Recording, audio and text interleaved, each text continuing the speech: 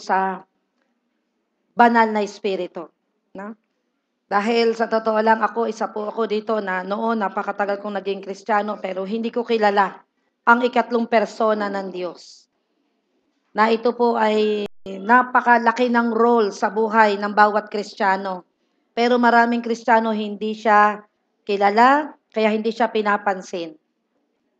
No? So ngayon, willing ba kayong makilala ang banal na espiritu?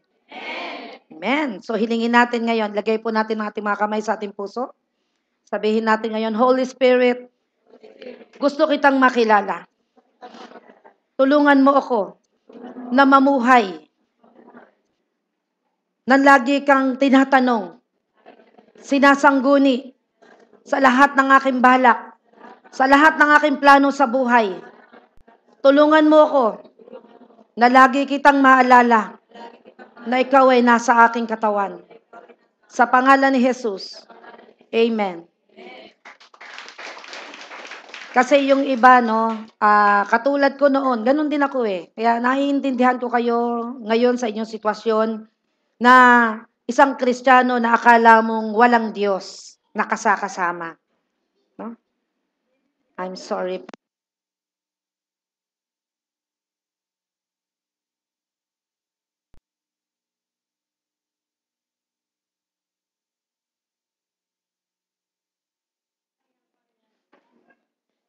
Okay, our topic for today, the Holy Spirit, God's mark of ownership.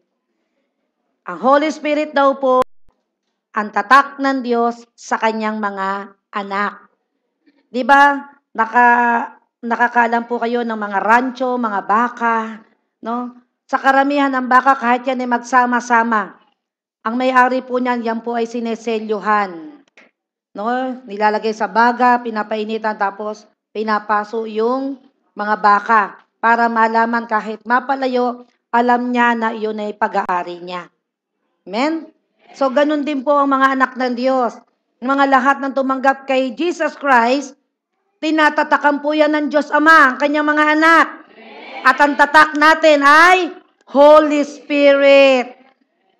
Kaya kahit hindi mo alam na nandyan yan, nasa iyo yan. Amen? Kaya lagi po natin siya dapat tinatanong. Sabi nga po rito sa Romans 8:14, for as many as are led by the Spirit of God, these are sons of God. So, yun daw pong mga pinapatnubayan ng banal na Espiritu, ito daw po ang mga anak ng Diyos. So, makikita po ninyo, yung mga may sanib, sila po ay ginagabayan ng masamang espiritu. Dahil sila ay mga anak ng dyablo. Pero ang mga anak ng Diyos, banal na espiritu, ang ating patnubay. Ang siyang gumagabay sa atin. Yung ba ay gusto mo? Wala naman tatanggi rito sa banal na espiritu eh. Kaya lang hindi siya kilala ng marami. Kaya hindi siya kinakausap at hindi siya tinatanong. At alam nyo ba na ang isang church without the Holy Spirit is a dead church. Ang isang simbahan, kung wala po ang banal na espiritu, kung wala po ang presensya ng Diyos, ito po ay isang patay na church. Dahil sarili mong will ang nasusunod. Ito po ay simbahan ng Diyos, kaya kailangan Diyos din po ang nasusunod dito. Yung kanyang presensya ang nandito sa lugar na ito. Amen? Kaya nga po kapag sa worship pa lang, mararamdaman nyo na ang presensya ng Diyos, ang kapangyarihan ng Diyos ay dumadaloy sa puso ng bawat isa. Kung ang isang church ay patay dahil wala ang Holy Spirit, ganun din po ang isang Kristiyano. Ang isang Kristiyano na wala din ang Holy Spirit, siya po ay hindi anak ng Diyos. Kanino siyang anak? Dalawa lang naman po anak ng Diyos at anak ng dyablo.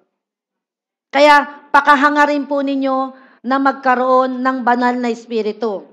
Paano ba nagkakaroon yan? Iyan pala ang tatak ng Diyos sa kanyang mga anak. Ito po ay inireregalo lang po ng Diyos sa lahat ng tatanggap kay Jesus as Lord and Savior. Pag ikay naniwala ng tao sa iyong puso, sinabi mo na, Panginoong Yesus, Naniniwala ako na ikaw ay anak ng Diyos at mula ngayon, ikaw na ang aking Panginoon at tagapagligtas. Reregaluhan ka ngayon ay ni Jesus Christ ng Holy Spirit para makapagpatuloy ka na sumunod sa Kanya. Amen? Ganun lang po ang pagtanggap nito. At ito po ay napakahalaga. Yung banal na Espiritu ay manatili sa isang tao.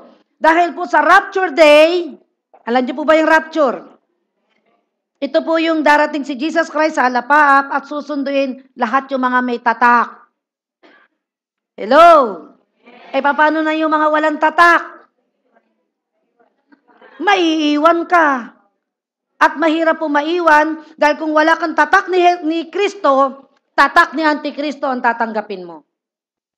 Kaya ito po ay napakaseryoso at napakahalaga na kailangan yung tatak ng Diyos ang nasa iyo at ang tatak po ng Diyos ay hindi nakikita. That is the Holy Spirit.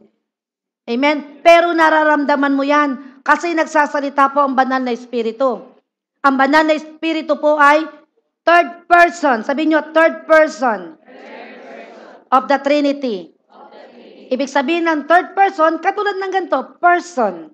Nasasaktan, nagagalak, may isipan, person, katulad natin. Yung third person of the Trinity ang pinadala sa atin kasi para siya sa person like us. Kaya, kung ikaw ay namumroblema, hindi ka nag-iisa, meron kang Diyos na kasama, na alam ang lahat ng bagay, alam ang solusyon sa problema mo, alam niya rin kung paano ka magbabago, alam niya lahat. Ganon kagaling ang banal na Espiritu. Dahil siya ay isang Diyos. Hindi ba napakapalad natin na tayong tao, tirahan ng Diyos? Lagyan tayo ng tatak. HS, Holy Spirit. Kaya dapat maging aware tayo na kapag gusto mo magnakaw, magsinungaling, mahiya-hiya ka naman. Merong Holy Spirit na kasama ka. Na hindi siya nakikita pero nakikita ka. Dahil siya ay lagi mong kasama. Iniregalo siya ng Diyos sa iyo para ikaw ay gabayan dito sa lupa at ikaw ay akayin hanggang langit. Amen? Pero ang sabi rito sa Genesis 6:3, ang Panginoon daw ay hindi nananatiling tumitigil sa tao. Sa anong dahilan? Dahil siya daw po ay makalaman. Sabi rito sa Genesis 6:3, then the Lord said, my spirit, the Holy Spirit, shall not forever dwell and strive with man. For he also is flesh. For his days shall be yet be 120 years. So, ang sabi diyan, ang sabi ng Diyos, ako ay hindi mananatiling titira sa mga tao dahil ang mga tao ay masyadong makalaman. Pag sinabi pong makalaman, no, makasalanan, mahilig sa laman, mahilig magalit, mahilig mambabae, mahilig magsinungaling, mahilig mandaya. Ang Diyos po ay hindi nananatili sa ganyang tao. Kaya sabi, dahil siya ay makalaman, nagbigay ang Diyos ng taon kung hanggang kailan lang mabubuhay ang tao. Hindi siya lalampas ng 120 years. Kaya ang tao ngayon, 40, 30, 50, 60, patay. Wala na kayong mabalita ngayong umabot ng 100. Pero ang pinaka-maximum is 120. Ngayon, 120. What is 120? Sa eternity. Sa walang hanggang buhay sa langit. At walang hanggang kamatayan sa impyerno. Ba't hindi pa tayo magtiis ng 100 years na magpakatino? Amen? At madali po tayong titino dahil nilagyan po tayo ng parang ganito, banal na espiritu. Siya po'y tao. Third person na lagi nating kasama. Kaya kung meron kang gustong tanungin, hindi mo kailangan pumunta sa manghuhula. Alam niya ang lahat ng bagay. Amen? Tatanungin mo na siya, Holy Spirit, ano kaya ang iuulam namin sa araw na ito? Pati ulam kaya, tinatanong ko sa Lord. Kung yung bang lupa ay kailangan bilhin, kung yung bang damit na yon ay pupwede sa akin, kung yung bang tao na yon ay kung mayroong dalang panganib para sa akin, tinatanong ko po yan. Ang prayer ko nga po, nawa hindi dumating dito ang mga padala ng dyablo. Hindi na siya umattend dito kahit kailan. Hinihingi ko po yan sa Diyos. Na lahat ng padala ng kaaway ay hindi na makarating dito para hindi na makapanggulo. And praise the Lord, ano? Kikita nyo kasi, sila po yung mga padala ng dyablo, yung mga merong tatak ni Satanas, ay mga nag-i-spell po yan ng curses. Kaya nanggugulo sila during worship. Kaya napakahalaga po na kailangan nadidiscern natin sila. Nakikita natin sila. Amen? Dahil ang trabaho nila ay guluhin ang pagsamba para sa tunay na Diyos. John 14:26. Ipinakilala rito ni John kung sino itong Holy Spirit na ito. Ang sabi rito, but the Comforter. Kita nyo ang Comforter is the Holy Spirit. Siya po ang ating Counselor. Ito po yung role ng banal na Espiritu sa ating buhay. Siya po yung Counselor. Siya yung laging magbibigay sa iyo ng payo. Ano bang kurso ang kukunin mo? Saan ka ba magtatrabaho? Na? Hindi mo kailangan pumunta sa mga psychic, sa manghuhula, para itanong kung saan ka magtatagumpay. Ang sabi, ang Holy Spirit, ang role daw niya sa buhay natin, siya po ay Counselor. Siya din po yung helper. Ito yung helper na alaman lahat ng bagay. Kasama mo siya araw-araw. Alam din niya kung paano ka gagaling sa sakit mo. Amen? Helper nga eh. Intercessor. Ibig sabihin, siya rin yung laging tagapanalangin sa atin, nag-i-intercede na para ikaw at ang Diyos ay hindi kayo magkahiwalay. Yun yung ibig sabihin ng intercession, na lagi kayong magkaniig ng Diyos. Siya yung laging nananalangin na, Lord, sana si Susan laging manalangin, laging mag-fasting. Nawa siya ay lumayo sa kasalanan. Ganun po ang intercede. Nananalangin siya para sa atin. At sabi, siya rin yung advocate, na halimbawang merong gustong manakit sa atin, merong panganib, siya rin yung magtatanggol sa atin. Amen? Praise God. Napakaraming role ng Holy Spirit. Kaya napakahalaga na siya ay kilala mo dahil nasa iyo siya. Kaya hindi tayo magiging talunan. Amen? At ang sabi, siya rin yung strengthener, na kung ikaw ay nanghihina, siya ang iyong kalakasan. Pagod na pagod ka sa kawawalis, kalalaba, Panginoon, sabi mo, ikaw yung aking strengthener, bigyan mo ako ng lakas. At makakaramdam kayo agad ng lakas. Ako po ginagawa ko yan, paggising ko sa umaga, minsan pagod na pagod ako, hirap na hirap ako, luluhod ako agad. Panginoon, di ba sabi mo, ikaw ang aking lakas, bigyan mo po ako ng lakas ngayon. Bigla akong mararamdaman, kakaiba ang aking lakas. Siya yun eh. Amen? Siya ay Diyos. Ito po yung lakas na kaya tinanong si Samson, kaya siya lumakas, dahil sa Holy Spirit. Kakaiba ang kanyang lakas. At yung Holy Spirit na yon, tsaka yung nasa atin, pareho lang yon. Hindi siya nagbabago. Amen? At siya rin yung standby. Alam nyo naman ang tambay, lagi nakatambay. Siya rin yung lagi nakatambay sa iyo, nakaganyan, nag-iintay ng pagtatanong mo. Nag-iintay siya na humingi ka ng tulong sa Kanya, humingi ka ng karunungan sa Kanya. Amen? Kaya wag mo sabihin, ako na lang mag-isa, wala na akong kasama. Hindi. Ang sabi ng Diyos, kasama mo ako. At ang dami niyang role sa ating buhay. Amen? Kaya dapat tayong mga Kristiyano ay laging masaya. Dahil tayo ay merong patnubay na ipinadala ng Diyos para sa lahat ng naniniwala sa kanyang anak na si Jesus. Kaya sabi, di ba, ganun na lang ang pag-ibig ng Diyos Ama sa atin. Kaya ibinigay niya ang kanyang anak para lahat daw ng maniwala sa kanya ay magkakaroon ng buhay na walang hanggan. Praise the Lord! No? At ang sabi rito, but the Comforter, pinakilala siya to, the Holy Spirit. Siya pala yun. Bago sabihin yung Holy Spirit, napakarami niyang role sa ating buhay. Whom the Father will send in my name, ibig sabihin, in my place, to represent me, sabi ni Jesus, and act on my behalf. Di ba si Jesus ay nagkatawang tao? 2,000 years ago? Ganun din si Holy Spirit. Kaya sabi ni Jesus, alam nyo ba mga alagad ko, yung pag-alis ko, sa ikabubuti nyo yun eh, kaya huwag kayong malungkot. Dahil pag aalis ko, hindi ko naman kayo iiwan ng nangungulila. Ipadadala ko siya sa inyo. Kaya sabi rito, the Father will send in my name, in my place, to represent me and act on my behalf. Di ba yung mga alagad noon, laging kasama si Jesus? Di ba?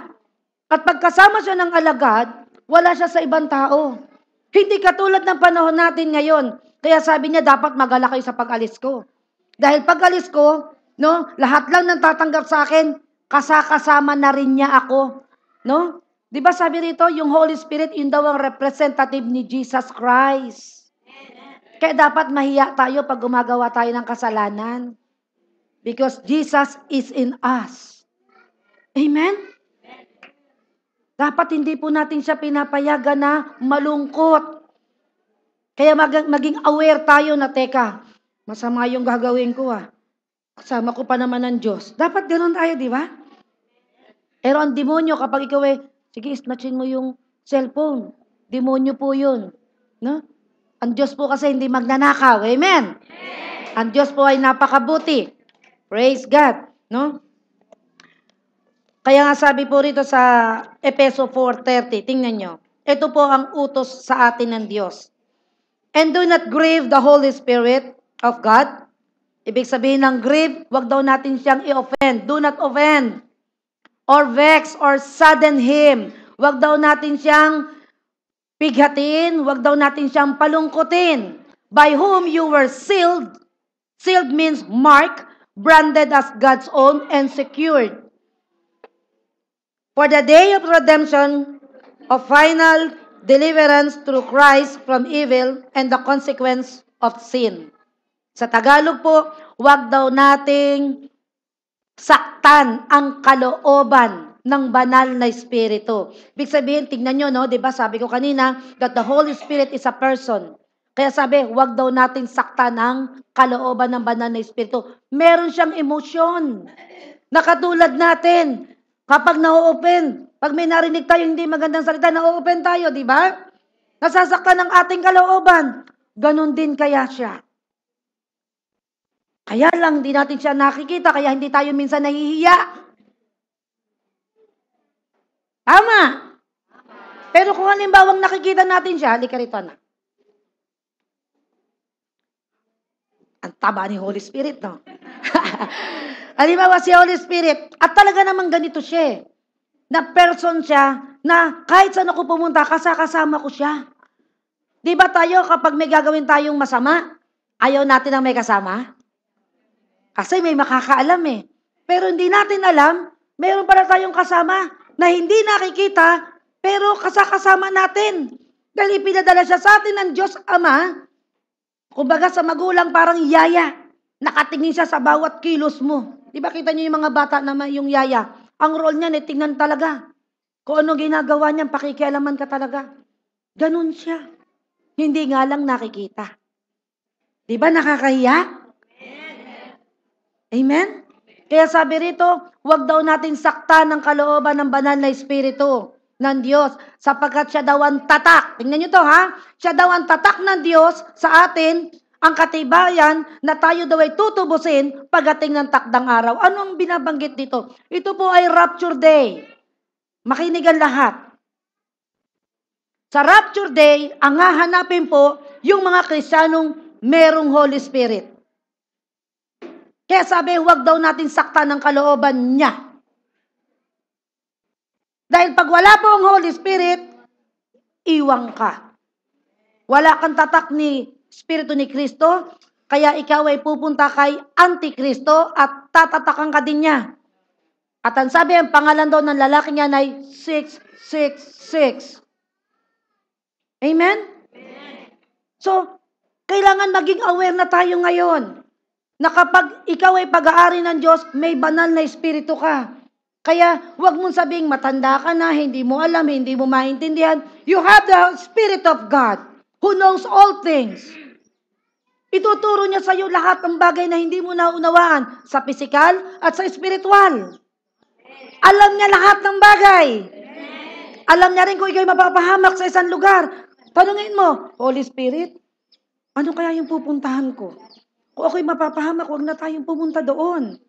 Ganun po dapat ang pagsasalita sa Kanya. Amen? Kaya nga po, ganito siya, no? Dapat ma-recognize natin na meron tayong kasamang isa pang person like us, pero siya ay isang Diyos. Pumalakpak po tayo dahil napakapalad po natin. Amen? Ano ba ang nagpapalungkot sa banal na Espiritu? Para maging aware naman tayo dahil meron pala tayong Diyos na di nakikita nakasama araw-araw na kahit natutulog ka, hindi kaya siya natutulog. Binabantayan ka. Di ba napakasarap ng kalagayan natin? Ano ba ang nagpapalungkot sa Kanya? Ang sabi nito sa Efeso 4:25-31. Ito daw yung mga nagpapalungkot sa banal na Espiritu. Sinamarize ko na lang po ito. Ang sabi doon, kasinungalingan. Dahil ang Diyos po ay totoo. Kaya pag ikaw ay nagsisinungaling, ang banal na Espiritong kasama mo, nasasaktan ng kalooban. Hello? Magsabi na po tayo ng totoo. Dahil isa pala to sa nagpapalungkot sa banal na Espiritu. Amen? Ano pa? Pagkagalit. Yung laging galit, yung laging high blood. Yung laging, ha! Laging gumaganon.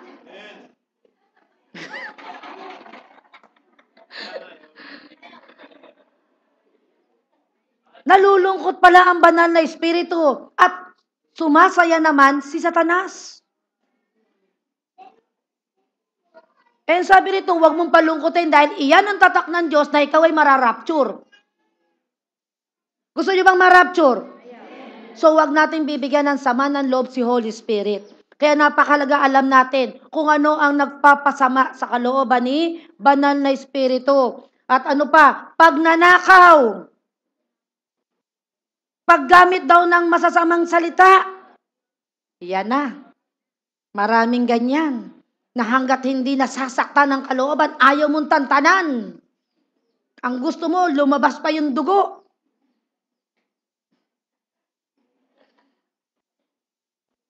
No?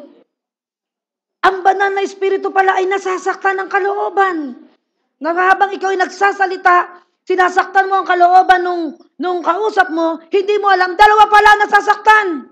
Yung kasama mong Diyos, nasasaktan din. At lungkot na lungkot sa lahat ng mga salitang binitawan mo. Amen? Maging aware po tayo rito. Pero kung sa totoo lang, kung ang Diyos nakikita, hindi kaya tayo sigurado ganun, ano? Kaso hindi siya nakikita eh. Kaya hindi tayo nahihiya. Diyan na alam biyanan mo, nahihiya ka na eh. Yung pan-Diyos ang kasakasama mo. Diba? Minsan, pag kami magulo, huy, kayo magulo, bibisita. Kakaya. Pero hindi natin alam, meron para tayong Diyos na di nakikita na kahiya-hiya ang ating mga pinagagawa. Naaalala ko tuloy yung mga pinagagawa kong kasalanan. Kung nakakahiya sa Diyos. Diba? Ano pa? Sama ng loob. Pati pala pag sumasama ang loob mo, no? Ang Diyos pala ay sumasama rin ang loob sa'yo. Dahil ayaw ng Diyos na sumasama ang loob mo dahil ang sabi ng Diyos, ang bunga daw ng banal na Espiritu ay pag-ibig, kagalakan, kapayapaan. Di ba pag masama ang loob, wala kang kapayapaan? Kaya sumasama rin pala ang loob ni banal na Espiritu kapag masama din ang loob mo. Ako kanina, inaamin ko, sumama ang loob ko kanina. Pero binawi ko agad. At pinagsabihan ko, no? Dahil si Ate Susan umalis ng walang paalam, sumama kaya loob ko. Ako, Ate Susan, huwag mo nang uulitin na alis ka nang hindi ka nagpapaalam. Dahil syempre, alam ng pamilya pumunta sa akin. Pagkatapos na walang bigla, parang na-rapture eh. No? Biglang nawawala eh. Dahil ang gusto ko, no, dapat magrespetuhan po tayo, di po ba? Dahil pag may nangyari sa iyo masama, hindi ko maipaliwanag kung ano nangyari sa iyo. Huwag po nating ugaliin na parang walang tao na tayong iniiwan. Madali lang naman pong magpaalam. Amen? Praise God. No? Kanina, sumama rin loob ko sa nanay ko. Dalawa sama ng loob ko kanina, magkasunod yun eh. No? Kaya lang alam ko, atake ng kaaway sa akin dahil ituturo ko ito. Pero aware ako. Sabi ko, hindi ko dapat i-entertain to. Pero hindi ko siya makontrol na sumasama ang kalooban ko. Kaya ginawa ko, Lord, patawarin mo na po sila. At pinapatawad ko rin po sila. No? Tulungan niyo po sila, Panginoon, na magbago. Nung sinabi ko po yun, biglang nawala po yung bigat ng kalooban ko. Dahil ang nanay ko kanina tumawag. Nagsasalita pa ako, pinatayan na ako. Tumama yung loob ko talaga, sa totoo lang. No? Napatay talaga. Kaya sabi ko, ikaw. Nakaganyan ako, sabi ko. Nagsasalita pa ako, giniglang ginawa na. Talagang nasaktan ako doon. Oh. Siguro gawa ng kaaway dahil hindi niya pala alam. Tapos, kausap ko siya, biglang hinanap ko si Ate Susan. Kung nasa na si Ate Susan, nawala din. Nagdalawa. Sumasama talaga lang. Sabi ko, ano ba itong mga ito, no? Pero aware ako. Sabi ko, hindi ko dapat i-entertain yung mga ganitong bagay. Maliit na bagay, pero nasasaktan tayo. Amen? Ganon din ang Holy Spirit. Sa maliit na bagay, na maliit na salita, na alam mo nasaktan yung tao, nasasaktan din ang Holy Spirit. Maging aware po tayo, siya po ay tatak ng Diyos. Siya po ang hahanapin, hindi ikaw. Ang hahanapin po ay Holy Spirit sa'yo. Para ikaw ay mapasama doon sa dadagitin. Gusto niyo bang ma-rapture? Iwasan na po natin yung mga ganong bagay. Amen? Na kapag sumasama na loob mo, teka, sasama rin ang loob ni Holy Spirit. Hindi dapat ito. Hindi dapat ako nagsasalita ng masama at masakit. Amen? Ano pa? Yung daw galit at puot, yan din nagpapasama rin at nagpapalungkot sa banal na Espiritu. No? Pambubulyaw. Nako, yan. Marami, lalo na mga magulang, mahilig mambulyaw. No? Ito po ay nagpapalungkot sa banal na Espiritu. Dahil ang bunga po ng banal na Espiritu ay kagalakan, kahinahon.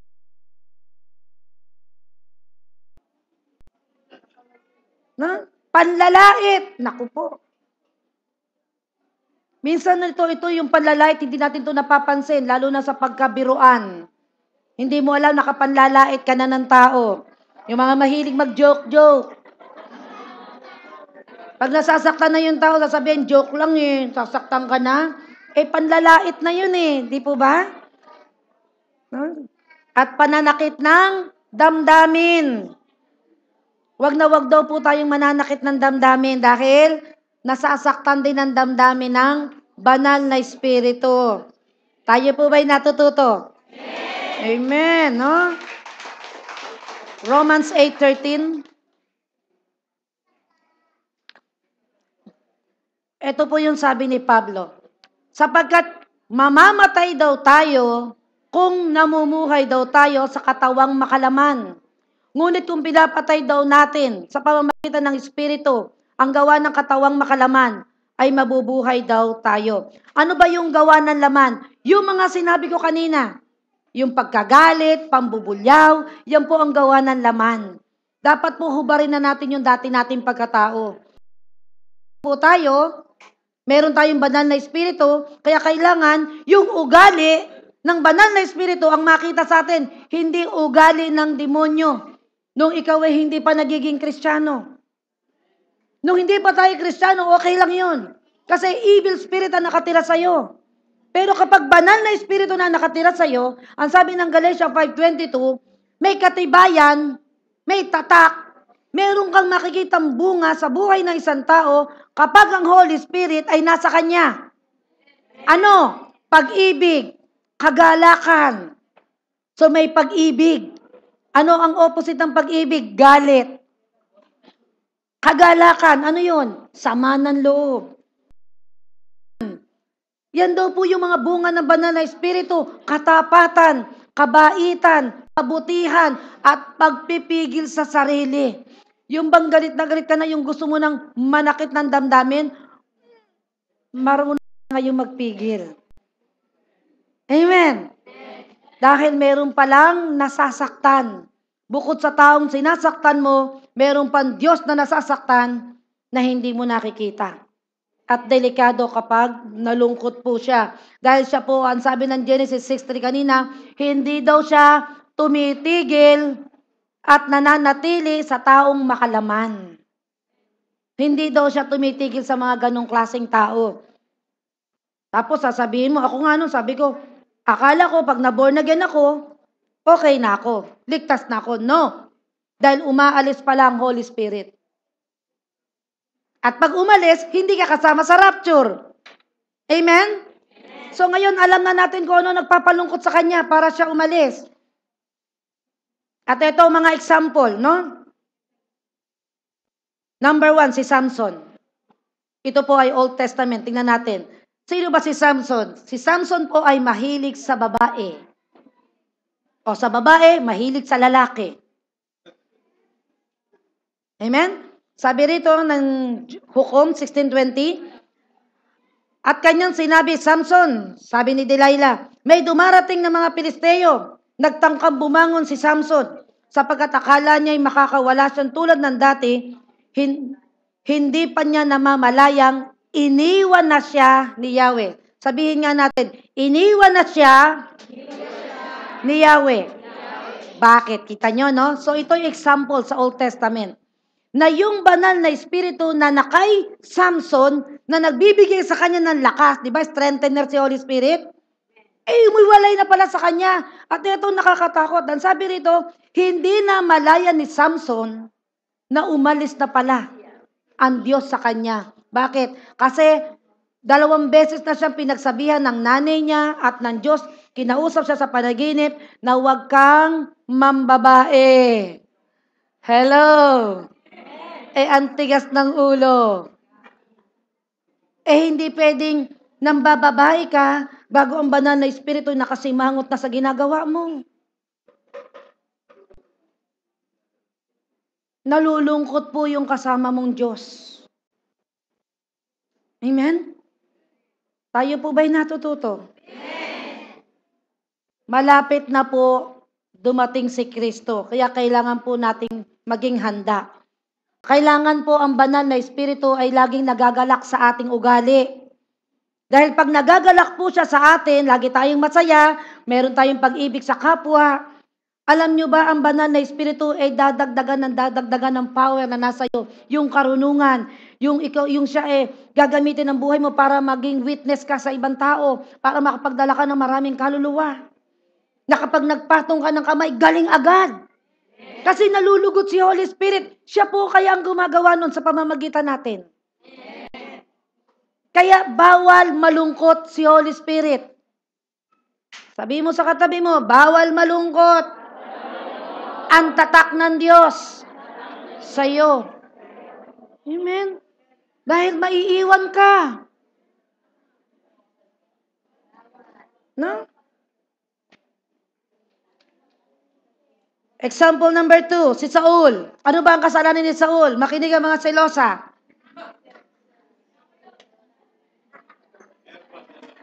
Makinig ang mga mahilig magselos. At yung mga mainggitin. Ito po yung kasalanan ni Saul. Nagsimula siyang magselos kay David dahil marami pong napapatay si David. Nagsimula yung selos na bakit ganun ako ang hari? Bakit si David ang pinupuri ng pinupuri? Nagkaroon ngayon siya ng inggit. At nung nagkaroon ng inggit, alam niyo ba nangyari? Gusto na nang patayin si David. Sinisibat niya lagi. 1 Samuel 14:16. Tignan niyo kung paano. Samantala, ang espiritu ni Yahweh ay umalis. Take note.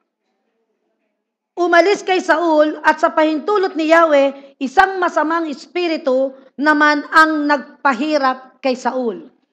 So, pansinin ninyo, no? Dalawa na itong example na ang Holy Spirit ay umaalis kapag ganito ang ugali mo. Hello? Kaya kailangan manatili sa atin ng Diyos. Amen? Kaya nga po ang Diyos ay tinatawag na Diyos ng pag-ibig. Kagalakan. Verse 15, sinabi sa kanya ng kanyang mga lingkod, pinahihirapan kayo ng isang masamang espiritu na galing sa Diyos. Okay? Isipin nyo, bakit kaya ganito pong verse na ito? Kasi nakita ng Diyos, kasi po ang naglagay ng hari kay Haring Saul ay Diyos. Pasaway siya. So, ang ginawa ng Diyos dahil mahilig magselos at mahilig mainggit, umalis ang Holy Spirit at ang sabi ng Diyos, kailangan parusahan, masamang espiritu, pumunta ka doon kay Saul. Kaya yung iba, kita nyo yung tinotorment, kaya hindi makatulog, kaya may sakit, yan po yung masasamang espiritu na kumikilo sa'yo dahil sa masama mong ugali. Dahil masama ugali mo, masamang espiritu ang katapat mo.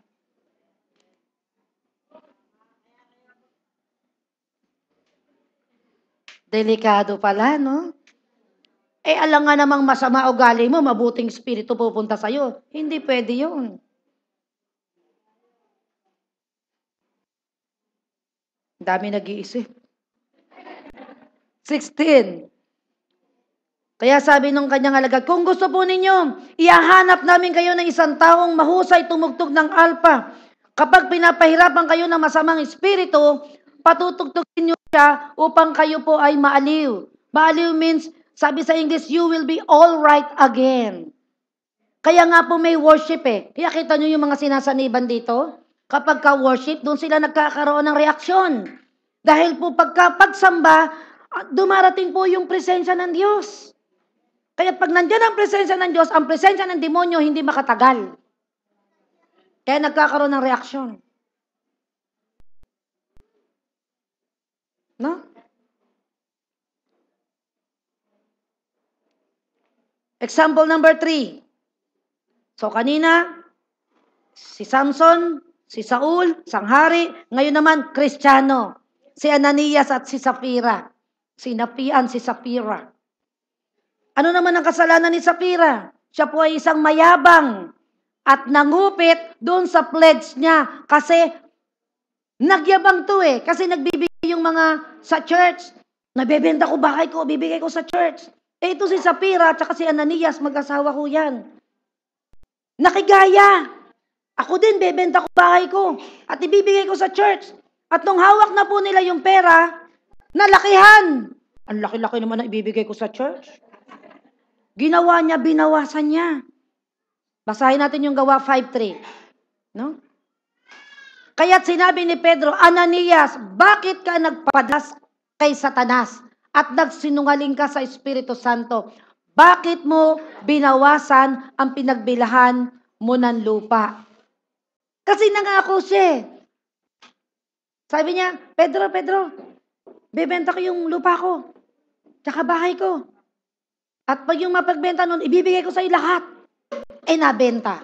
At nung mabenta, ang laki-laki naman. Ngayon, hindi alam nitong si Sapphira at ni Ananias, kasama nila ang Diyos. Dahil New Testament to Believer na sila, Christian na sila Kaya dito sabi Ananias, bakit ka nagpadala kay Satanas at nagsinungaling ka sa Espiritu Santo? Dahil tinanong sila ni Pedro na kay Pedro ang Holy Spirit din. Ngayon, ayaw ngayon ni Satanas na ikaw ay magbibigay ng malaki sa church. Kaya yun, nabulungan ni Satanas, masyadong malaki. Mawawalan ka ng pera. Huwag ka nang magbigay ng tithe sa offering. Ganito po yung nangyari doon. At ano nangyari? Alam nyo bang namatay right away ang mag-asawang yan? Dahil sila po ay nagsinungaling sa Holy Spirit. And the Holy Spirit is God. Huwag na po kayong mangangako kung hindi nyo po kaya. Magbigay na lang po kayo ng kaya nyo. Hindi yung sa sweldo, magbibigay ako ng ikapu. Tapos hindi ka magbibigay. So dapat po maging tapat po tayo sa ating mga pangako. Ayaw na ayaw po ng Diyos yan. Sa mga ngaral chapter 5, nakalagay po yan. No? Ang Diyos po ay galit na galit doon sa mga nangangako na hindi marunong tumupad. Ayong ang tao, galit din, di ba? Pag walang isang salita yung tao. So mas lalo po ang Diyos. Example number 4, si David. Si David po, ang kasalanan nito ay pangangalo niya, pagpatay, at hypocrisy. Siya po ay mapagkunwari. Di ba nagkunwari siya na, kunyari magkaibigan sila ni Uriah, kasi nabuntis na si Bathsheba eh. At nung nabuntis na si Bathsheba, pinatawag niya kanyang yung tauhan. Bakit? Para ang gusto niya, magniig yung mag-asawa, at pag nabuntis, hindi makahalata na siya ang may kagagawa nun. Ganito po yung istorya niyan. Kaya meron po siyang sin of hypocrisy. Pero tingnan nyo si David, ano? Si David po ay tinatawag na a man after God's own heart. Ibig sabihin, si David po, bagamat nagkasala, siya po ang pinakamalapit sa puso ng Diyos. Bakit siya malapit? Kasi siya po, nung nagkasala, siya po ay humingi ng tawad. Kaya kung tayo man ay nagkakasala, gayahin po natin si David. Ano ang kanyang ginawa na panalangin? Awit 51, 10-11. Ang sabi dito, create a pure heart in me, O God, and put a new and loyal spirit in me. Dahil hindi siya loyal eh. Kaya sabi niya, Lord, bigyan mo nga po ako ng pusong dalisay at yung tapat na espiritu dahil hindi ako naging tapat. So hinihingi po yan. Kapag ikaw ay sinungaling, humingi ka ng loyal spirit. Pag hindi ka tapat. Amen? Gayahin po natin si David. Verse 11, dahil si David, alam niya po at kilala niya ang Diyos. Alam niya. Kasi ang sinundan niya pong hari, si Haring Saul. Umalis po yung Holy Spirit nung nagkasala si Saul. Siya'y nagkasala din.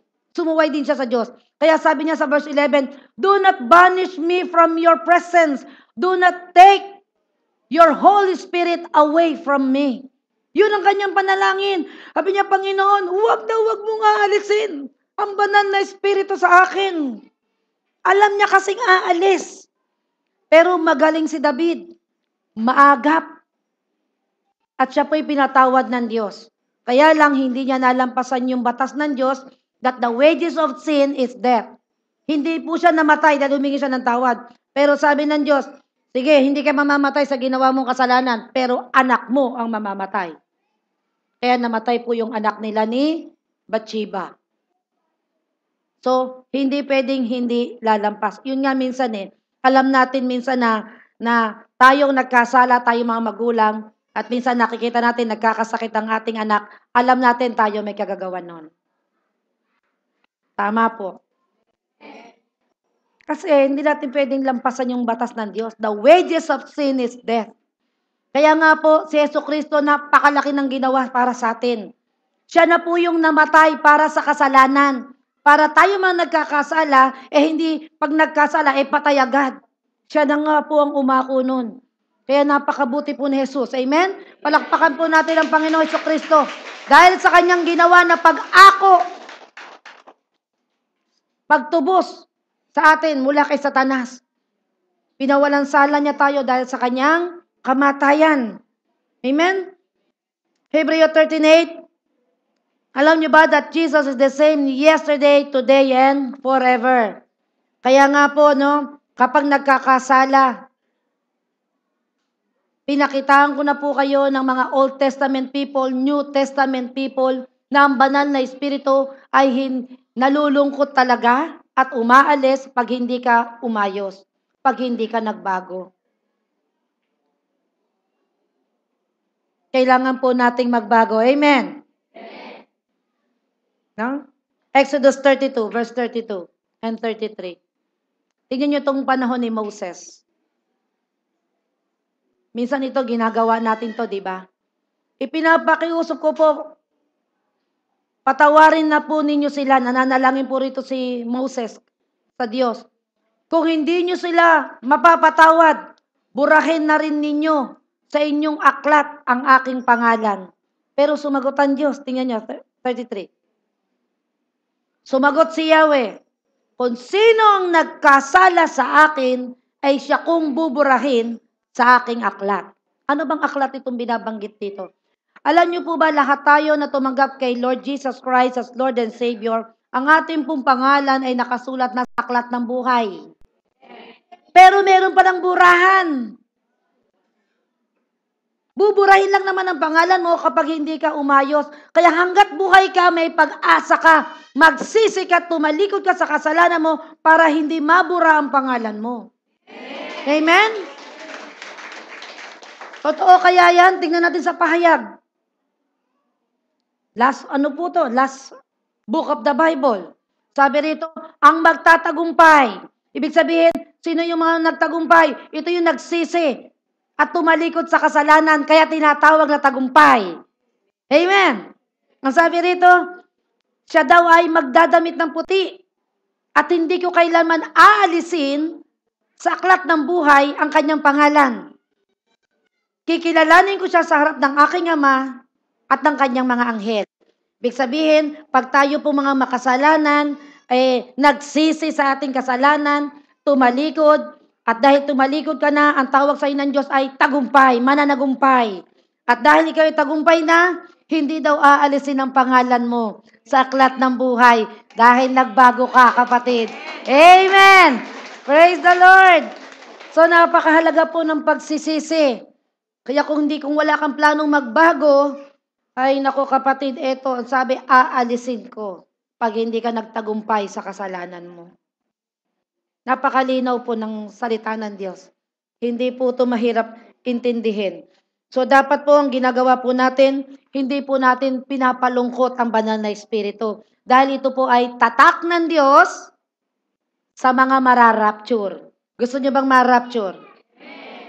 Palakpakan po natin ang Diyos. No? Kayo po ba'y natuto? So, kailangan po, i-check po natin yung ating mga ugali.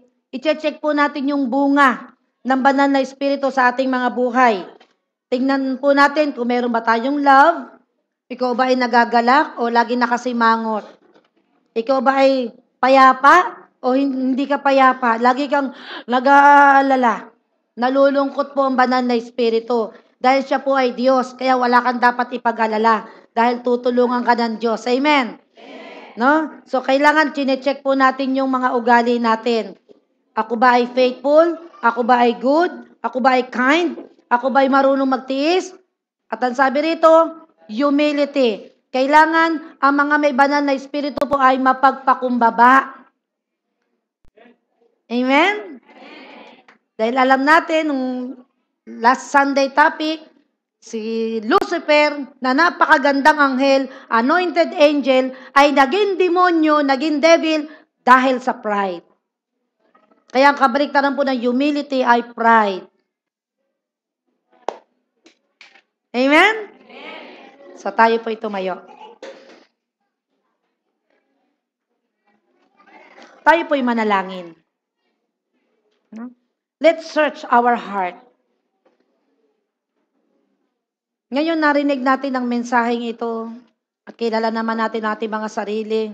Kung meron kang pagmamataas, kung meron ka pang inggit, kasinungalingan, kung lagi kang nagseselos, wala kang tiwala sa sarili mo, dapat lagi niyong tinasabi, ganda-ganda ko, hindi ako papalitan ng asawa ko. Kailangan lang sa atin tiwala. Magkaroon tayo ng tiwala sa ating mga asawa. Huwag po tayong maniniwala sa iba, kundi paniwalaan po natin yung lagi nating kasama. Kung sila man po'y nagsisinungaling, hayaan mong ang Diyos ang humatol sa kanila. So tayo po'y tumungo. Talk to the Holy Spirit. Sabihin yung Holy Spirit, ano po ba yung area, yung ugali sa buhay ko na nagpapalungkot sa iyo? Nais ko pong magbago, Panginoon. Tulungan mo ako. Hindi ko alam na ikaw pala ay laging nalulungkot kapag ako'y nambubulyaw, kapag ako'y laging nagagalit. Patawarin mo ako. Baguhin mo ako. Ayokong umalis ka sa akin tabi. Ayokong umalis ka. Ikaw pala ang tatak ng kaligtasan ko. Nais ko na lagi ka dito sa aking puso. Nais ko na lagi kitang kasama kahit saan ako magpunta. Ayokong maiwan on the rapture day. Tulungan mo ako na lagi kang nagagalak sa aking buhay, sa aking bibig. Tulungan mo ako. Salamat sa mensahe na narinig ko ngayon. Na ikaw pala banal na espiritu, na hindi ko pinapansin. Ikaw pala yung tatak na hahanapin sa akin ng Diyos. Bilang katibayan na ako'y tunay mong anak. Hallelujah. Hallelujah. Yes, Holy Spirit. To change them, Lord God. Change us, Father God, from glory to glory. Sinusuko po namin sa iyo ang dati naming pagkatao, ang mga dati naming ugali, ang kasinungalingan, ang kayabangan, ang pambubulyaw, pagkagalit, pagseselos, pagkainggit, ito'y aming itinatakwil sa aming buhay. Tulungan niyo po kami na ang bunga ng banal na Espiritu ang patuloy na maghari sa amin. Makita sa amin ng mga tao at makita mo sa amin, Panginoon. Salamat, Panginoon, dahil alam ko, mahal na mahal mo ako dahil pinarinig mo sa akin ang mensahe. Mula ngayon, banal na Espiritu, ipaalala mo lagi sa akin na lagi kitang kasama upang magkaroon ako ng pagpipigil sa akin sarili. Tulungan mo ako, O Diyos. Hindi ko po kaya magbago mag-isa. I need your help, Holy Spirit. Change me, Lord. Create in me, Lord, a pure heart. Create in me, Lord, a loyal spirit. Do not take away your Holy Spirit from me, Lord. Hallelujah. Thank you, Jesus. Thank you, Lord, for changing us. Thank you, Lord, for your forgiveness. Thank you, Lord, for this message. In Jesus' name. Amen and amen.